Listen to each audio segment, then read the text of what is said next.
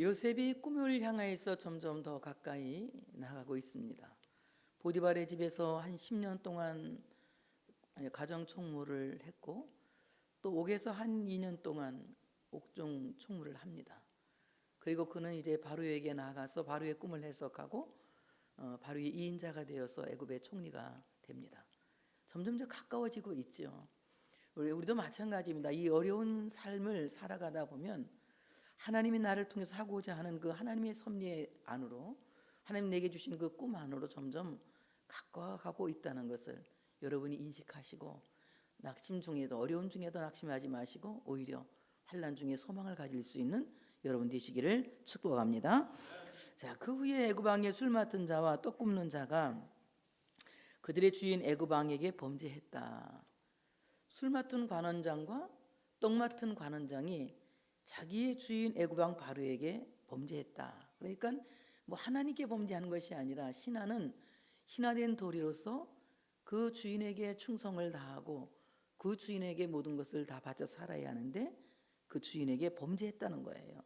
범죄한다. 히브리 말 하타라고 하는 말인데 이 말은 무슨 말이냐? 목표를 빗나갔다 이 말이에요. 이게 왕의 신하로서 해야 할 도리를 다하지 못했다.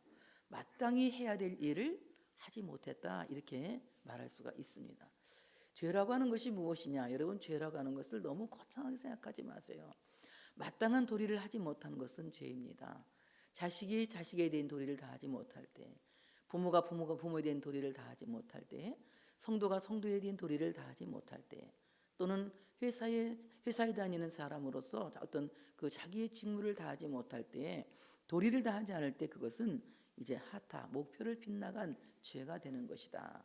그래서 오늘 우리가 하나님 앞에서는 하나님의 뜻대로 살지 못하고 하나님의 말씀에서 빗나간 삶을 살 때에 우리가 이제 죄가 되는 것이고, 사람들 관계에서도 우리가 목표를 벗어난다면은 그것은 죄가 될 수밖에 없다는 것입니다.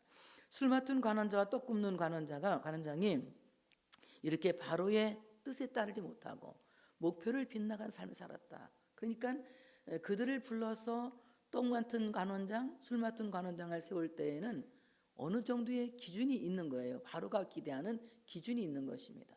그런데 그 기준을 채우지 못했다는 거예요. 그 기준에서 벗어났다는 거예요. 그렇기 때문에 그들은 이제 범죄하였다고 말하고, 바로가 그 두 관원장, 술 맡은 관원장과 떡 굽는 관원장에게 화가 났어요.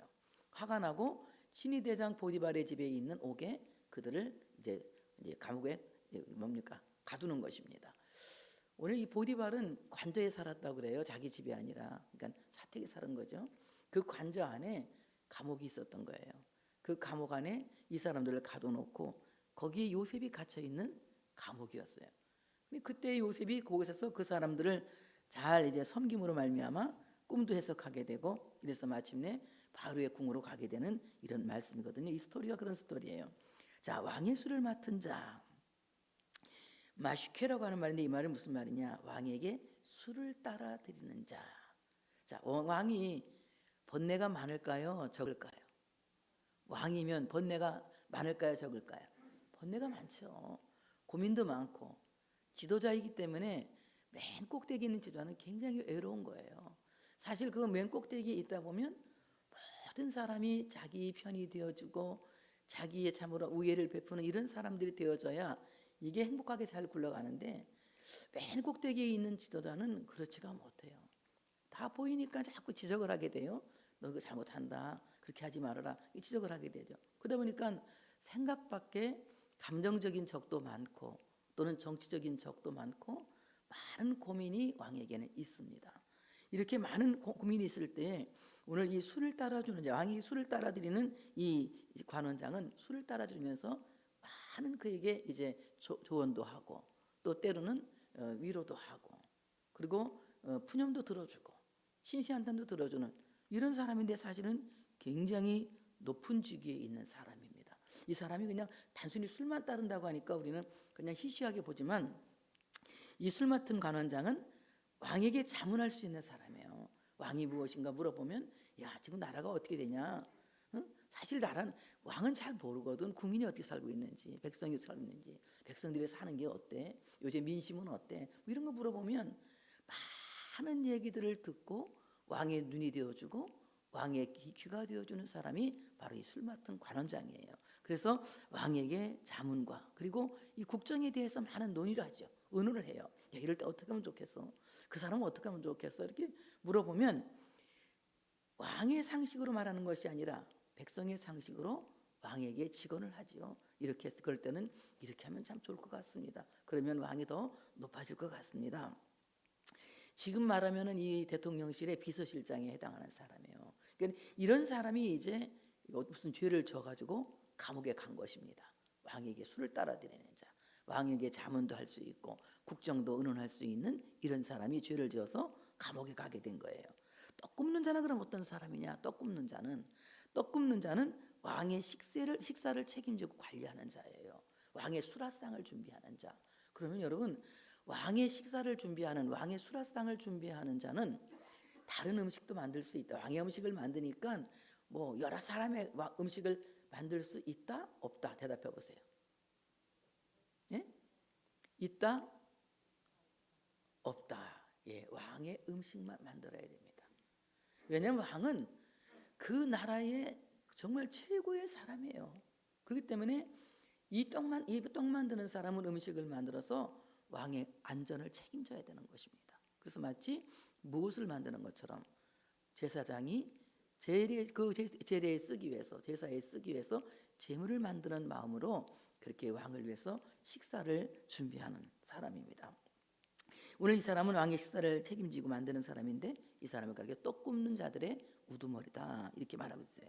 그래서 재래의식을 행하는 그 중요시하게 생각하는 고대 근동에서는요, 이런 사람들은 굉장히 제사장 같이 막 아는 거예요. 그러니까 제2 음식, 그러니까 하나님께 제물을 드리듯이 이렇게 음식을 만드는 사람처럼 왕의 음식을 만드는 사람은 그렇게 조심스럽게 음식을 만들어야 되는 거죠. 함부로 할 수가 없는 거예요. 그래서 음식을 만들 때는 뭐 누구 데려와서 너에게 이것 좀 나눠서 이렇게 하는 것이 아니라 그 음식을 만드는 철저한 자기가 그것을 관리하고 그 음식을 만들어서 왕의 건강을 책임져야 하고 왕이 안전하도록 책임져서 나라의 안전을 책임지는 사람이 이 떡 굽는 제사장이라는 거예요. 떡 굽는 관원장이라는 거예요. 그러니까 그냥 일반 요리사가 아니라 일반 셰프가 아니라 굉장히 이 사람은 어때요? 중요한 셰프죠. 중요한 셰프죠. 그런데 오늘 이 두 사람이 무엇인가 지금 잘못해가지고 보디발의 집 안에 있는 옥에 갇히게 되는 거예요. 그래서 3절에 보니까 그들을 친위대왕 집안에 있는 옥에 가두니 곧 요셉이 갇힌 곳이라 그렇게 말합니다. 옥, 이 말을 미슈마르라고 하거든. 히브리 미슈마르. 이 말은 무슨 말이냐? 미슈마르, 보호소라는 뜻이에요. 보호소. 너무 이상하죠.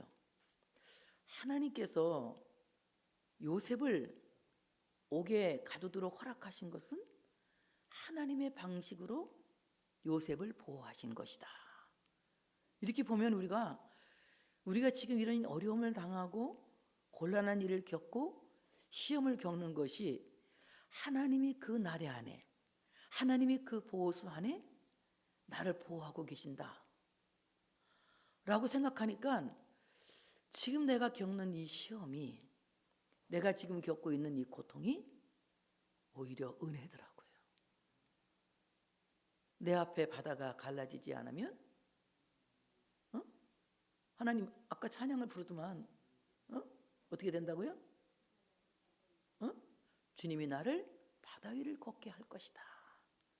그러니까 문제는 내가 문제로 생각할 때 그 문제가 내게 함정이 되는 것이지, 그 문제를 하나님의 보호소로 이해하고 하나님의 보호소로 해석하면 그 문제가 오히려 내게 은혜가 되어지고 그 문제가 오히려 내게 자양분이 되어서 나를 성장하게 만들고 나를 성숙하게 만드는 하나님의 보호소가 되더라. 나는 아멘 그럴 줄 알았어. 이런 말씀 듣고 아멘 안 하면 여러분 바보예요. 그렇죠? 우리의 모든 삶의 어려운 문제들이 하나님이 나를 그 문제 안에 두는 것은 나를 하나님의 보호소 안에 감춰두신 것이다.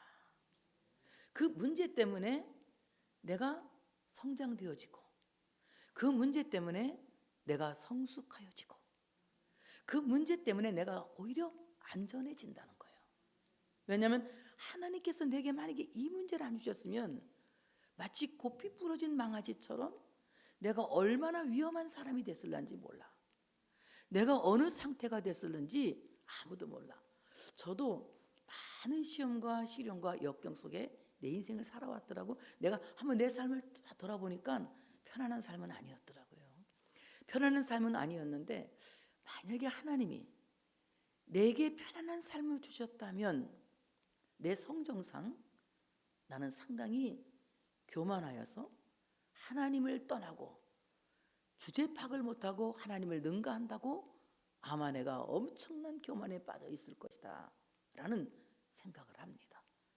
그렇게 위험한 지경에서 하나님이 나를 건지시기 위하여 때로는 환난이라고 하는 보호소 속에, 때로는 고통이라고 하는 보호소 속에, 또는 병이라고 하는 보호소 속에, 우리가 살아가고 있는 모든 삶의 역경이라고 하는 그 보호소 속에 나를 그곳에 두시고 나를 그곳에 간직하시고 하나님이 나를 안전하게 하시더라. 그래서 오늘 이 미슈마르라고 하는 이 보호소는 어떤 뜻을 갖고 있느냐? 지킨다 이 말입니다. 지킨다. 다 같이 환난이 나를 지키는 하나님의 보호소다. 이렇게 해석하시면 돼요. 환난이 나를 지키는 하나님의 보호소다. 지금 나를 이렇게 고통스럽게 하고 나를 찌르는 이 병의 세력이 하나님이 나를 안전하게 지키시는 하나님의 보호소다. 나를 정말 아무것도 세상에 소망을 가질 수 없을 만큼 고통을 주는 이 고통스러운 가난이 하나님이 나를 안전하게 지키시는 하나님의 보호소다.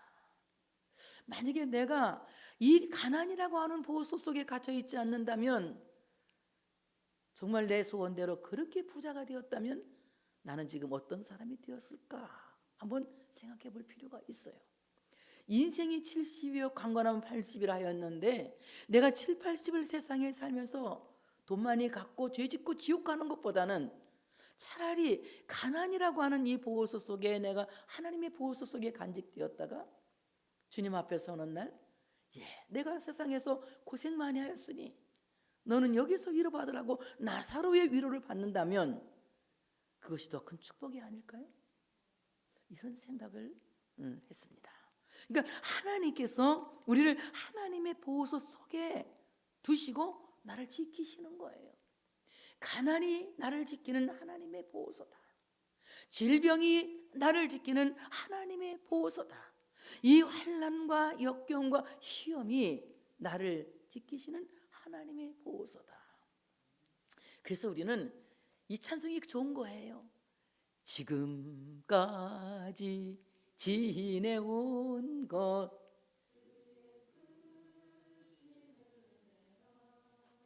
한이 없는 주의 사랑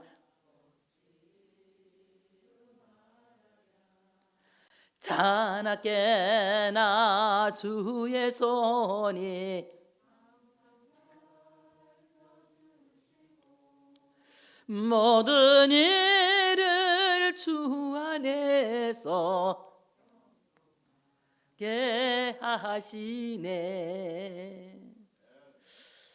하나님의 보호 속에서, 하나님의 보호소 안에서 지킴을 받는 자들이 가난을 이기고 이것이 하나님의 은혜라고, 지금까지 지내온 것이 하나님의 은혜라고, 하나님이 하셨다고 간증하며 하나님을 자랑하게 된다는 것입니다.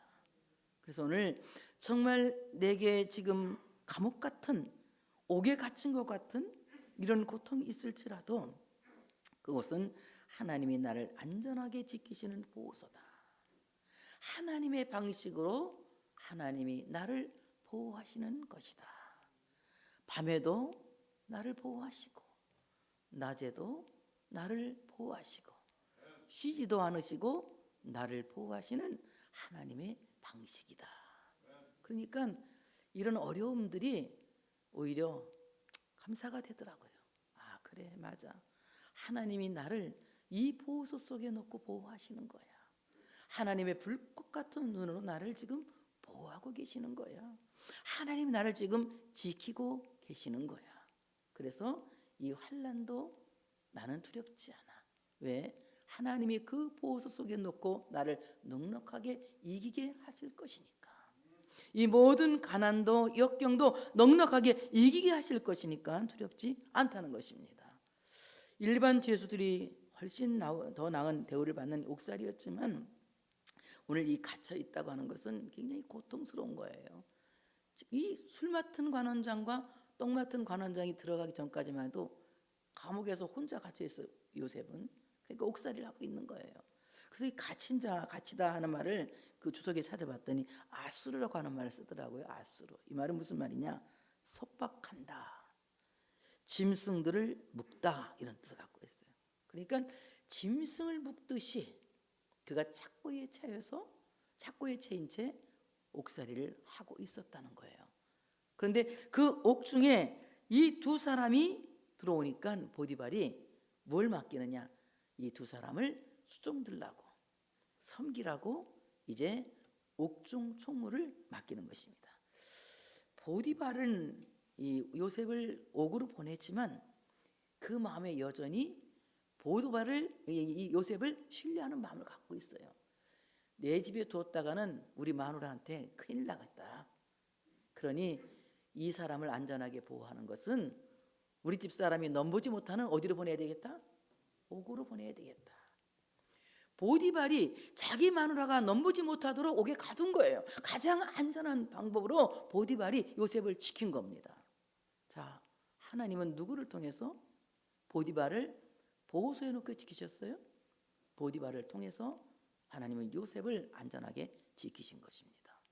우리가 살아가는 이 세상 속에서 나를 괴롭히는 보디발 같은 존재들이 많이 있지만 하나님이 그런 것들을 통해서 나를 안전하게 지키시고 나를 안전하게 보호하신다고 하는 사실을 믿으시기를 축복합니다. 그래서 옥중 총리로 거기서 임명을 받고 그들을 잘 이제 섬기고 있었어요. 5절에 보니까 옥에 갇힌 애굽왕의 술 맡은 자와 떡 굽는 자가 두 사람이 있는데 하룻밤에 꿈을 다 같이 꿔요. 근데 내용은 달라. 꿈은 같이 꿨는데 내용은 달라. 여러분, 내가 성경을 이 부분을 싹 읽어야 되는데 너무 길어갖고 제가 이제 읽으면 설교하려고 그냥 5절까지만 읽은 거예요. 6절에 보니까 아침에 요셉이 들어가 보니 그들에게 근심의 빛이 있는지라. 요셉이 그 주인의 집에 자기와 함께 갇힌 바로의 신하들에게 묻되 어찌하여 오늘 당신들의 얼굴에 근심의 빛이 있나이까? 이렇게 말해요. 아침에 딱 들어가 봤더니 어둠과 빛이 공존하는, 그냥 그 공존하면서 바뀌어지는 그 시간에 옥에 들어가 봤더니 두 사람 얼굴에 근심의 빛이 가득했어요. 근심의 빛, 조아핌이라고 하는 말인데 이 말은 무슨 말이냐? 마치 폭풍이 몰아쳐가지고 폭풍이 막 격렬하게 몰아치니까 파도가 막 그냥 확 일어나는 것 마냥 그 사람들 얼굴이 그런 얼굴빛이었다, 이 말이에요. 폭풍이 일어난 얼굴과 같았다. 파도가 크게 치는 얼굴과 같았다. 굉장히 얼굴에 근심빛이 있는 거예요. 그러니까 요셉이 묻습니다. 어떻게 이렇게 얼굴에 근심의 빛이 있습니까? 그렇게 물어보니까 그들이 우리가 꿈을 꿨는데 해석할 자가 없어. 해석할 자가 없어서 지금 얼굴에 근심빛이 가득하는 거예요. 그래요. 꿈은 꿨는데 꿈을 해석하지 못한다면 답답하고 근심이 있죠. 이 꿈이 좋은 꿈인지 나쁜 꿈인지 굉장히 근심이 있는 거예요. 마찬가지로 우리 모두 꿈꾸죠. 오늘 찬양대가 꿈을 주여 지난밤 내 꿈에 배웠으니 하고 막 멋있는 꿈 찬양을 불렀어요. 우리 모두가 꿈꾸는 자들입니다. 그런데 그 꿈을 어떻게 해석하느냐가 중요한 거죠. 꿈을 꾸었는데 해석하는 자가 없어. 해석하는 자들이 면회를 오지도 않고 또 내가 밖으로 나가서 해석하려니 옥에 갇힌 신세라 해석을 받을 수도 없고 이 꿈꾸는 자가, 해석하는 자가 없었으니까 근심이 많다. 오늘 해석한다, 바타르, 활짝 연다 이거든요. 이 꿈을 통해서 이 사람이 죽는지 사는지, 이 사람을 살리는 꿈인지 죽이는 꿈인지 해석이 필요한데 해석하는 자가 없다는 겁니다. 당시 애굽에서는요, 꿈 해석하는 사람들이 있었는데요, 그냥 일반 점쟁이 이런 사람들이 아니라 굉장한 이 학문적 학식이 높은 사람들이에요. 학식이 높은 사람들이고 어떤 그 난해한 분야도 잘 해석할 수 있는 아주 그 굉장한 학식을 갖고 있는 똑똑한 사람들이 꿈 해석을 하고 있었거든요. 그런데 요셉이 뭐라고 말하느냐? 요셉이 그들에게 이르되 해석은 하나님께 있지 아니하니까 청하건대 내게 이르소서. 아니 이 옥에 갇힌 이 소년이, 젊은 청년이 해석은 하나님께 있습니다. 그러니 그 꿈을 내게 말하라고 합니다. 자기가 그 꿈을 하나님께 물어서 해석해 주겠다는 거예요. 하나님의 지혜로 해석해 주겠다는 겁니다. 그래서 우리가 하나님의 말씀으로 이 꿈을 해석하겠다는 것입니다. 그들은 꿈 얘기를 해요. 너무 이상하죠. 야, 네가 뭔데 우리한테 꿈 얘기해. 이것도 아니고 그냥 꿈 얘기를 해요. 누가 그렇게 하게 하셨을까요? 하나님이 그렇게 하게 하신 거예요. 꿈 얘기를 합니다. 술 맡은 관원장이 그의 꿈을 요셉에게 말합니다. 내가 꿈에 보니까 내 앞에 포도나무가 있는데 그 나무에 3가지가 있고 싹이 나서 꽃이 피고 포도송이가 익었더라. 아주 이 얘기를 쫙 들어보면 굉장히 그 뭡니까, 사진기 하나 갖다 놓고 그 싹이 나서 꽃이 피고 열매 맺는 것까지 사진 한번 쫙 찍는 거 있잖아요. 그 가끔마다 보면 뭐 그 철학자의 뭐 과학의 철학자들 이런데, 그런데 이렇게 동영상 같은 거 보면 나오거든요. 호박을 심었는데 금방 거기서 싹이 트고 막 그게 자라서 덩굴이 자라고 꽃이 피고 열매가 달. 이거 한 5분 안에 그 다 하는 걸 이렇게 사진으로 동영상으로 볼 때 있죠. 마찬가지로 그냥 한눈에 다 볼 수 있는 거야. 싹이 나자마자 꽃이 피고 또 꽃이 피자마자 포도송이가 익었다 이 말입니다. 순식간에 포도나무에서 싹이 났고 꽃이 피고 꽃이 피자마자 포도송이가 익은 것을 그냥 순식간에 보인 겁니다. 이 말은 무슨 말이냐? 하나님이 하시는 일은, 아멘 크게 할 준비하세요. 순식간에 일어난다. 순식간에 일어난다. 하나님이 하시는 일은 순식간에 일어나는 거예요. 이 자연 법칙을 초월하시는 거예요. 시간과 공간을 초월하시는 거예요. 하나님만이 하시는 방법으로 싹이 나자마자 꽃이 피고 꽃이 피자마자 열매가 달리고 그리고 따서 즙을 짜는 이 모든 과정이 그냥 그 순식간에 단편적으로 일어난다는 것입니다. 하나님이 하시는 일은 정말 순식간에 동시다발적으로 일어나는 기적이라는 것이에요. 그렇기 때문에 지금 여러분 눈앞에 아무것도 안 보여도 걱정하지 마세요. 언제 순식간에 하나님의 구원의 역사가 내게 임할는지는 하나님만이 아시는 거야.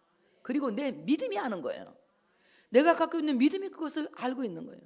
어떤 상황 속에서도 믿음을 저버리지 않는다면 여러분 반드시 순식간에 일어나는 하나님의 기적을 보게 될 줄로 믿습니다.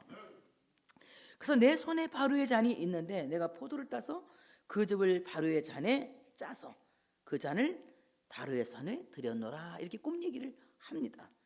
요셉이 해석을 합니다. 그 해석은 이렇습니다. 3가지는 사흘입니다. 지금부터 사흘 안에 바로가 당신의 머리를 들고 당신의 전직을 회복시키리니 당신이 그 전에 술 맡은 자가 되었을 때 하던 것 같이 바로의 잔을 그의 손에 드리게 되리이다 그럽니다. 오늘 이 3가지를 사흘로 해석을 하는 거예요. 사흘 뒤는 어떤 날이냐? 바로의 생일날이거든요. 바로의 생일날은 죄수를 풀어주기도 하고 사형을 시키기도 하는 날이거든요. 특사를 하는 날 아니면 죽이는 날, 이 2가지를, 그러니까 슬픔과 여기 해방이 함께 있는 날이 그날이에요. 그러니까 3일 뒤 바로의 생일이 오면 당신은 모든 직위를 회복해서 궁에 돌아가서 다시 술 맡은 관원장이 될 것입니다 라고 말하면서 당신이 잘 되면 나를 꼭 기억해 주시기 바랍니다. 이것도 잊지 않고 이제 한마디 합니다.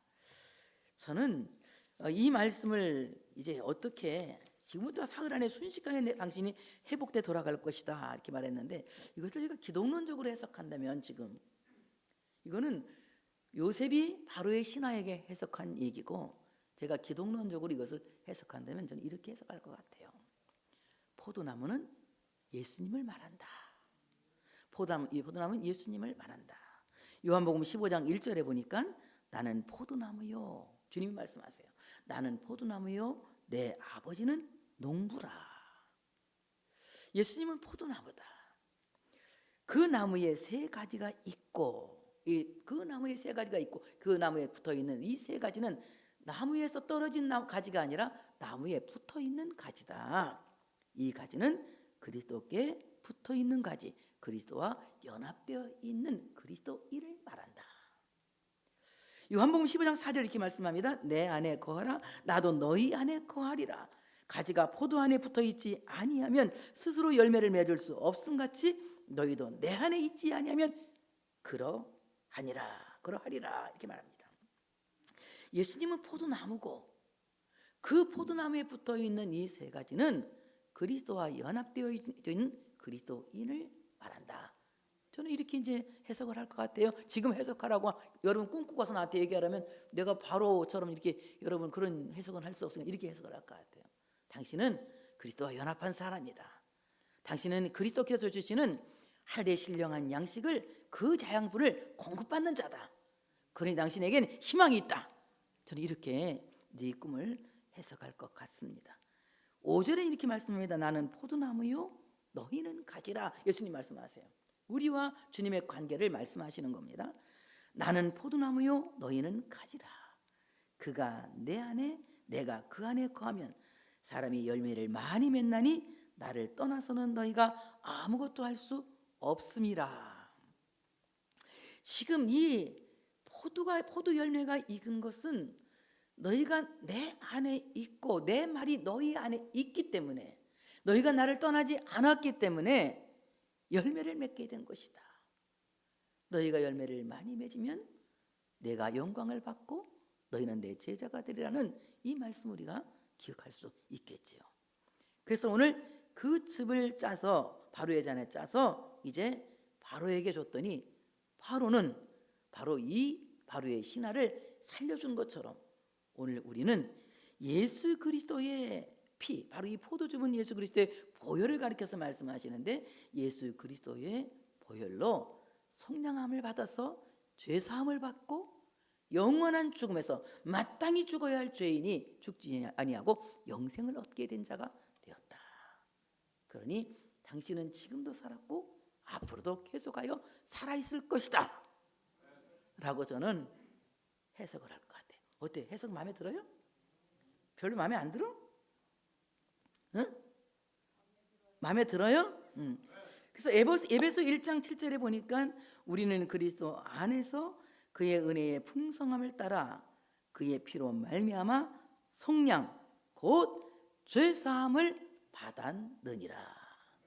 그러니 술 맡은 관원장이 포도즙을 짜서 바로에게 드림으로 그가 죽지 아니하고 목숨을 부지했지만 그리스도인은 예수 그리스도의 보혈로 예수 그리스도의 피로 속량을 받아서 죄에서 사함 받고 영원히 죽지 아니하는 생명에 이르게 되는 귀한 복을 받게 되었다. 단순히 바로의 신하가 그 직위를 회복하고 목숨을 붙이고 사는 것과는 전혀 다른 하나님 나라의 영원한 생명을 누리는 영생을 누리는 복을 받게 되었다. 그러니 우리 모두는 그리스도께 붙어 있는 가지들이 되어져야 된다. 그리고 그가 주시는 말씀을 통하여서 그 말씀을 통하여서 우리 심령 깊은 곳에 자양분을 삼고 그 말씀을 통하여서 아름다운 열매를 많이 맺고 그리고 예수 그리스도의 보혈로 죄에서 속량함을 받을 수 있는 우리 모두가 되어져야 할 줄로 믿습니다. 당신이 잘 되거든 잘 되시거든 나를 생각하고 내게 은혜를 베풀어서 내 사정을 바로에게 아뢰어 이 집에서 나를 건져 주소서. 나는 히브리 땅에서 끌려온 자요 여기서도 옥에 갇힐 일을 행하지 아니하였나이다 하고 이제 술 맡은 관원장의 꿈 해석을 좋게 하고 나를 잊어버리지 말고 꼭 기억하시고 내가 그런 사정을 바로에게 꼭 탄원해 주시오 이렇게 부탁을 합니다. 근데 술 맡은 관원장이 회복이 되고 나니까 1. 기억했다 2. 기억하지 않았다. 기억 안 했습니다. 왜? 그때는 기억해도 소용이 없으니까. 언제 기억하느냐? 필요할 때 기억이 된 거예요. 하나님은요 이상하게 말씀 듣고 잊어버리게 하잖아요. 그죠? 술 맡은 관원장도 은혜 받았는데 뭐 했어요? 잊어버렸어. 우리도 은혜 받아. 하나님 말씀 듣고 막 은혜 받아. 죽어도 안 잊어버릴 것 같으지. 문 열고 나가는 순간 잊어버려. 그 여러분 막 걱정하잖아. 아우 나는 그렇게 은혜 받았는데 뭐냐 목사님이 무슨 말씀 은혜 받았냐 물어보면 대답이 안 나와요 그랬잖아. 왜 그럴까? 그때는 기억할 일이 없으니까 그러는 거야. 근데 하나님이 정말 이 말씀이 필요할 때가 되면 누가 기억하게 하시느냐? 성령님이 기억하게 하시는 거예요. 그러니까 말씀은 까먹어도 들어야 돼.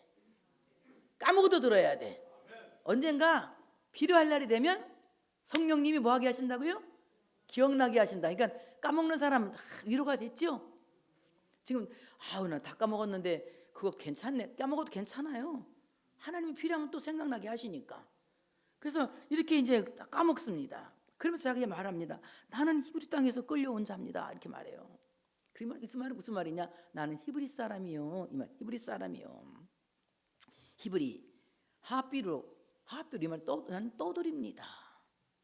나는 방랑자예요. 나는 초라한 자입니다. 그러니까 자기가 뭐 대단한 사람이 아니라 나는 방랑자고 초라한 자고 떠돌이에요. 국적도 없이 전쟁에 쫓기고 기근과 홍수에 밀려서 재해에 쫓겨서 여기저기 떠돌아다니는 하비루입니다. 그래서 이 하비루 이스라엘 민족이요 그 당시는 나라가 아니에요. 나라라고 하는 이름 갖고 아니라 그는 아브라함의 자손들로 이제 그는 공동체적으로 돌아다닌 사람들이었습니다. 그러니까 나는 떠돌입니다. 그런데 나는 누가 죄를 진 일이 없어요. 그러니 내가 이 억울한 사정을 꼭 얘기해서 나 좀 꼭 살려주시오 이렇게 얘기를 합니다. 까먹기는 해도 언젠가는 좋은 일이 있게 될 줄로 믿습니다. 자, 그러니까 떡 굽는 관원장이 가만히 보니까 아주 막 이 길몽이야. 야, 그럼 나도 한번 해봐야 되겠다. 자기 꿈을 얘기하는 거예요. 야, 나도 한번 해보면 저런 좋은 해석이 나오겠지 하고 떡 굽는 관원장이 그 해석이 좋은 것을 보고 요셉에게 말합니다. 나도 꿈에 보니 흰떡 세 강주리가 내 머리에 있고 맨 윗강주리에 바로를 위하여 만드는 각종 구운 음식이 있는데 새들이 내 머리에 강주리에서 그것을 먹더라. 요셉이 대답하여 이르되 그 해석은 이러하니 세 강주리는 사흘이라. 지금부터 사흘 안에 바로가 당신의 머리를 들고 당신을 나무에 달리니 새들이 당신의 고기를 뜯어 먹으리다. 이렇게 아주 그냥 아주 이 해석이 너무너무 나빠요. 너무너무 나빠요. 근데 저도 이런 꿈을 꾸고 오면 나쁘게 해석을 할 것 같아요. 나쁘게 해석할 때요. 자, 떡 굽는 관원장은 누구의 음식만 만드는 셰프라고요? 왕의 음식만 만드는 셰프예요. 근데 그는 떡강주리 세 개를 머리다 포개서 이고 있는 거예요. 포개서 이고 있는 거예요. 그러니까 어떻습니까? 왕만을 위한 사람입니까? 아니면 왕만을 위한 사람, 정말 공적인 일만 수행해야 되는 이 공무원이 자기 사적 일을 하고 있는 사람입니까? 여러분 얼른 볼 때 이 사람은 공적인 일만 해야 되는 사람인데 사적인 일까지 하고 있는 거였어요. 그러니까 이제 이 사람은 해고돼야 마땅한 사람입니다. 떡강주리 세 개를 이고 있어요. 그리고 그 떡강주리 안에 각종 음식이 있어요. 각종 구운 음식이 있다 그랬어요. 각종 구운 음식. 근데 이 각종 구운 음식은 각종 구운 음식이 있을 수도 있지 생각할 수 있어요. 그런데 그것을 잘 살펴보면 각종 구운 음식을 히브리 말로 마칼이라고 해서 마칼이라고 하고 있어요. 마칼. 이 마칼은 무슨 말이냐? 사람은 물론 짐승을 위한 모든 종류의 음식이다. 이렇게 되어 있어요. 바로의 음식을 만들어야 할 이 셰프가 누구까지 먹을 걸 만들었다? 짐승은 먹을 것까지 만들었다는 거예요. 그러니까 이 음식은 순전한 음식입니까? 부정한 음식입니까? 부정한 음식이죠.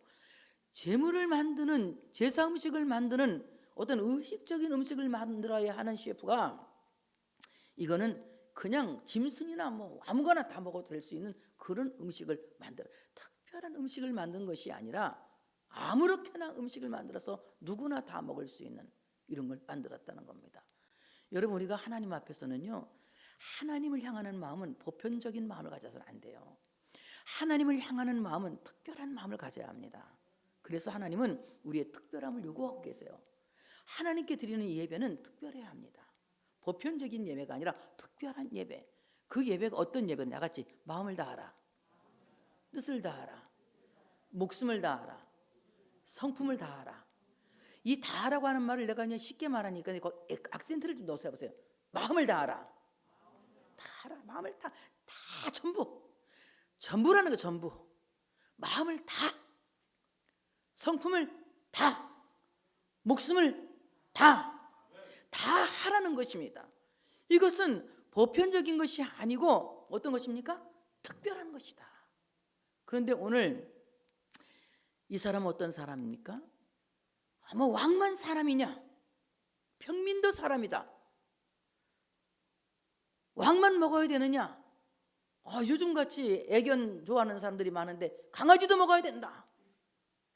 왕의 음식을 만들어야 하는 사람이 왕만을 위해서 음식을 만든 것이 아니라 자기 친구 것도 만들고 또 어떤 사람 것도 만들고 마음에 드는 사람 것도 만들고 강아지 것도 만들고 또 돼지 것도 만들고 뭐 골고루 여러 가지 음식을 만들었다는 것입니다. 그러니까 그 음식은 어떤 음식이요? 혼합 음식이다. 이것을 우리가 영적으로 해석한다면 이것은 참으로 영적으로 혼합주의 신앙, 다원 종교를 말하고 있다는 것입니다. 하나님 앞에서는 온전한 신앙, 오직 예수, 오직 성경, 오직 믿음, 오직 은혜, 바로 오직 그리스도로 하나님 앞에 순전한 신앙을 가져야 되는 것이다. 다른 것들이 필요가 없는 거예요. 하나님께 예배할 때에는 다른 것은 전혀 필요하지 않습니다. 다른 방법은 전혀 필요하지 않습니다. 오직 하나님만을 예배하고 오직 하나님만을 섬기고 오직 하나님만을 경배하는 것이 하나님 보시기에 참된 예배라는 거예요. 사탄이 예수님을 유혹할 때 예수님이 천하만국에 있으니 천하만국을 사탄이 보여주면서 내게 절하라, 이 모든 영광을 내게 주겠다고 얘기합니다. 그때 예수님 뭐라고 하십니까? 하나님만을 주 너희 하나님께 경배하고 다만 그를 섬기라고 마태복음 4장 10절에 말씀하고 있어요. 하나님께만 예배하는 자가 되라고 말씀하고 있는 겁니다. 그런데 오늘 이는 여러 종류의 마치 그냥 모든 짐승까지 먹을 수 있는 음식을 만들고 머리가 이거 있으니까 누가 와서 먹습니까? 새가 와서 먹게 되는 거예요. 새가 와서 먹게 되는 겁니다. 여러분, 새가 뭡니까? 새는 악한 자라고 예수님께서 말씀하고 있거든요. 마태복음 13장 19절에 보니까 아무나 천국 말씀을 듣고 깨달지 못할 때에는 악한 자가 와서 그 마음에 뿌려진 것을 빼앗나니 이는 곧 길가에 뿌려진 자요, 이렇게 말씀합니다. 새를 가리켜서 주님은 악한 자라고 말합니다. 여러분 안에 하나님을 향한 진심이 보편적이라면, 특별하지 않다면, 하나님께 예배하는 그 예배가 특별하지 않다면, 그리고 가장 인간적이고 인위적이라면 여러분 항상 여러분 말씀에, 여러분 마음에 하나님의 말씀이 떨어져도 여러분 하나님의 말씀을 하나님의 말씀으로 깨닫지 못할 겁니다. 하나님의 말씀을 설교쯤으로 들을 거예요. 하나님의 말씀을 연설쯤으로 들을 거예요. 하나님의 말씀을 웅변쯤으로 들을 겁니다. 그러나 하나님의 말씀을 하나님의 말씀으로 듣고 그 말씀을 마음에 간직하면 그 말씀은 나를 살게 하는 생명인 것입니다. 그런데 그 말씀이 나를 살지 못하게 하는 것은 바로 여러분이 하나님의 말씀을 말씀으로 듣지 않았기 때문에, 마치 새들이 먹어버릴 새의 음식을 여러분 속에 쌓아두었기 때문에 설교를 들어도 항상 마귀에게, 사탄에게 다 빼앗겨버리고 빈깍대기만 남게 되는 것입니다. 오늘 우리는 하나님의 말씀을 듣고 하나님의 말씀을 악한 자가 빼앗아가지 않도록 하나님의 말씀을 마음에 지키는 자가 되어야 할 줄로 믿습니다. 하나님께서는 어떤 사람을 복 있다고 합니까? 하나님의 말씀을 듣는 자와 그 말씀을 마음에 지키는 자가 복 있다고 말씀합니다. 너희가 적은 능력을 갖고도 내 말을 지켰으니 내가 네게 열린 문을 두겠다고 빌라델비아 교회에게 예수님은 말씀하세요. 하나님께서는 하나님의 말씀을 듣고 그 말씀을 지키는 사람이 되면 적은 것을 갖고도 큰 능력을 행할 수 있게 하시고 바로 그 사람에게는 열린 문을 두시는 것입니다. 이와 같이 하나님의 말씀을 말씀답게 들을 수 있는 여러분들 되어주시기를 축복합니다. 많은 것들이 우리 안에 섞여 있는 이런 섞어신앙이 되어서는 안 된다는 거예요. 하나님의 말씀이 순전하게 내 안에 계실 수 있도록 그 말씀을 정말 깨달아야 된다는 것입니다. 그래서 오늘 이 떡 맡은 관원장은 어떤 사람의 표상이냐? 다 같이 거짓 예배자. 어떤 예배자? 거짓 예배자의 표상이다.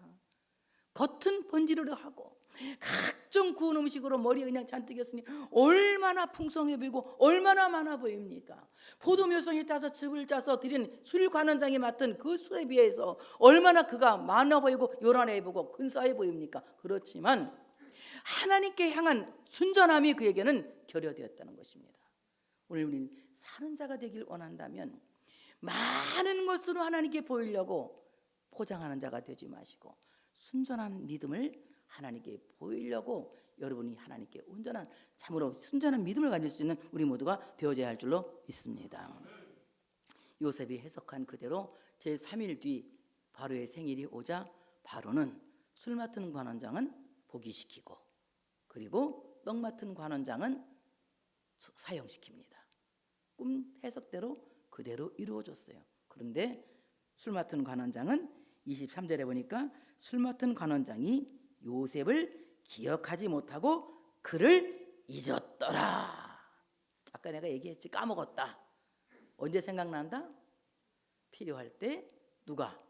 성령님이 기억나게 하신다. 여러분, 오늘도 여러분이 듣고 가서 까먹을지는 모르겠지만 적어도 이것만은 까먹지 마시오. 내 머리에 이고 있는 광주리에 하나님께만 드리고자 하는 오직 예수, 오직 은혜, 오직 믿음, 오직 은혜, 이 떡이 내게 있느냐?